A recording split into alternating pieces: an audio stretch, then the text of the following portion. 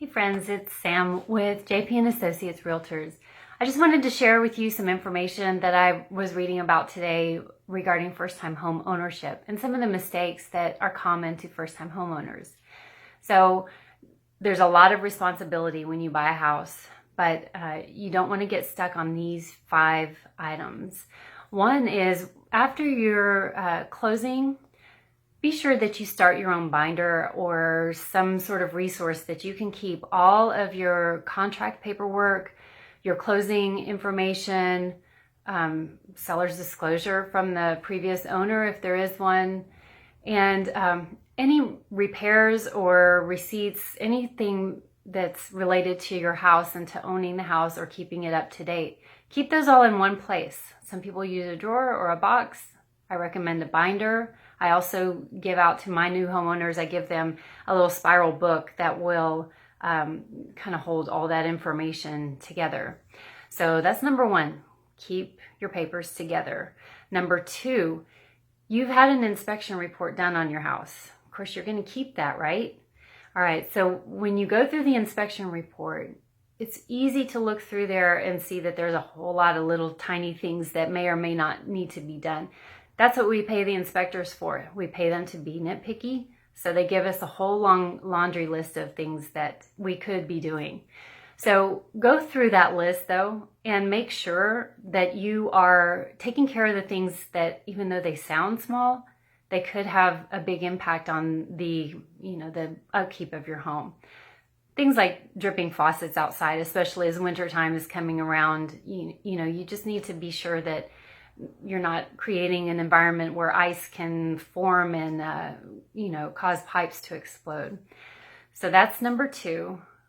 Go through the inspection report and figure out what really needs to be done. Number 3, when you do have something bigger that needs to be addressed, your air conditioner or, something large like that, get a few different bits. Most people do these days, call a couple of different companies to find out who is going to give the best price or the best service.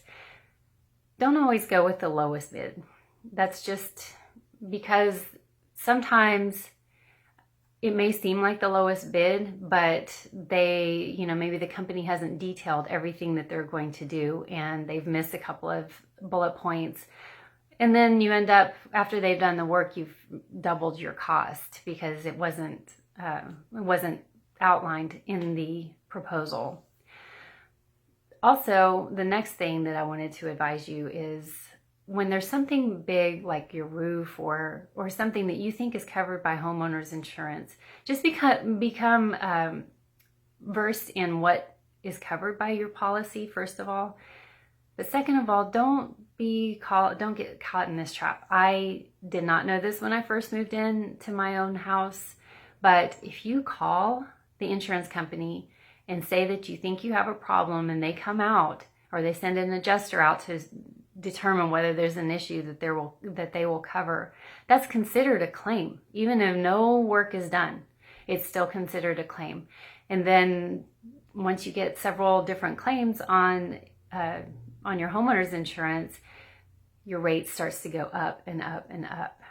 Also, when you go to sell your house, then the new homeowner may have trouble getting reasonable insurance, and this could be a deterrent for a purchase of your home when you go to resell it.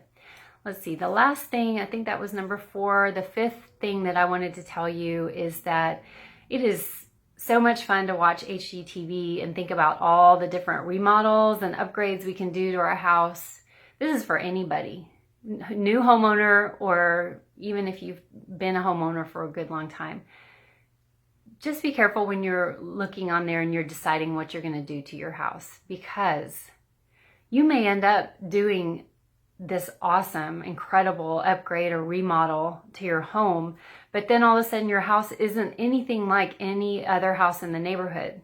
You've added on too much, or you've done something inside that is just not going to give you, a return on your investment.